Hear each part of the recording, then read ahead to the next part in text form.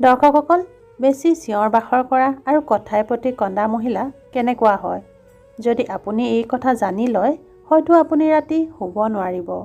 হয়তো আপুনি ভাবিবলৈ বাধ্য হৈ যাব, এনে মহিলা আচৰিত ধৰণৰ হয়।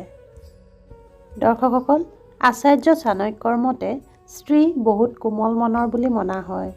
লগতে চাণক্যই কয় যে কথাই প্ৰতি কন্দা আৰু চিঞৰ বাখৰ কৰা মহিলা কাৰোতকৈ কম নহয়। এনে মহিলাৰ চৰিত্ৰ আচৰিত প্ৰকৃতিৰ হয়। কিন্তু আপুনি জানেনে, এনে মহিলাৰ পৰা বহুতো লোকে কেৱল বাচিবই নিবিচাৰে, আনকি তেনে লোকৰ বিষয়ে বহুতো অপশব্দও ব্যৱহাৰ কৰে। আচাৰ্য চাণক্যই কয় যে যদি আপোনাৰ ঘৰতো এনে মহিলা আছে যিয়ে কথাই প্ৰতি কান্দে, তেন্তে ভিডিঅ'টো মন দি চাওক। নম্বৰ 1, মহিলাৰ ভিতৰত সহনশীলতা পুৰুষতকৈ কেইবাগুণ বেছি থাকে। সেয়েহে যদি আপোনাৰ ঘৰৰ কোনো স্ত্ৰী কথাই প্ৰতি কান্দে, তেন্তে তেওঁক গুৰুত্ব দিব লাগে। চাণক্যই কয়, এনে মহিলাক আপুনি দ্বিতীয়বাৰ নাপায়। এনে মহিলা প্ৰকৃত চিন্তাধাৰাৰ মানুহ বুলি মনা হয়। নম্বৰ 2, চাণক্যৰ মতে কথাই প্ৰতি কন্দা মহিলাসকলে নিজৰ প্ৰেমিকক কেতিয়াও এৰি নাযায়। এনে মহিলা পৰিয়ালৰ বাবে বহুত ভাল মনা হয়। এওঁলোকৰ অন্তৰ বহুত কোমল হোৱাৰ লগতে সকলোৰে ভাৱধাৰাৰ গুৰুত্ব দিয়ে। এনে মহিলাক কেতিয়াও হেৰুৱাব নালাগে। ভুল নাথাকিলেও যি মহিলাই কান্দি দিয়ে, সেই মহিলাৰ গাত দয়া, উদাৰতা ভৰপূৰ হৈ থাকে।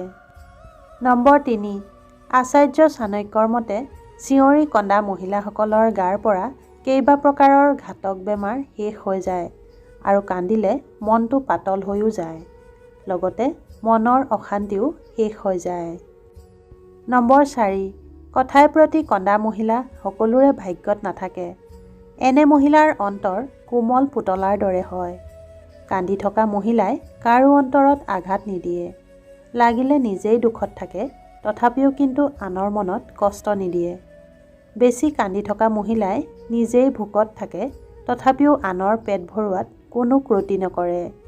এওঁলোকক ভালকৈ মন কৰিলেই গম পাব যে এওঁলোকৰ মনত বহুত দুখেৰে ভৰি থাকে।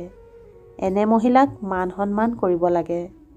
এনে মহিলাৰ অন্তৰ ভঙাটো পাপৰ সমান মনা হয়।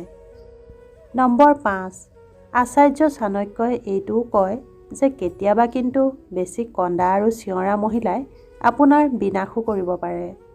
এনে মহিলা আপোনাৰ মৃত্যুৰ কাৰণো হ'ব পাৰে। চাণক্যৰ মতে যেতিয়া কোনো মহিলাই ভুল কৰিও কান্দে আৰু চিঞৰিবলৈ ধৰে, তেতিয়া তেনে মহিলাৰ পৰা সতৰ্ক হৈ যাব লাগে। চাণক্যৰ মতে এনে মহিলা চতুৰ প্ৰকৃতিৰ হয় আৰু এওঁলোকৰ এনে চতুৰতাই আপোনাৰ বৰবাদৰ কাৰণ হ'ব পাৰে। যদি ভিডিঅ'টো ভাল পালে তেন্তে লাইক আৰু কমেণ্ট কৰিব। আৰু যিসকলে চেনেললৈ নতুনকৈ আহিছে তেওঁলোকে চেনেলটো প্লিজ ছাবস্ক্ৰাইব কৰি দিব। ধন্যবাদ। সুখেৰে থাকক, হাঁহি থাকক।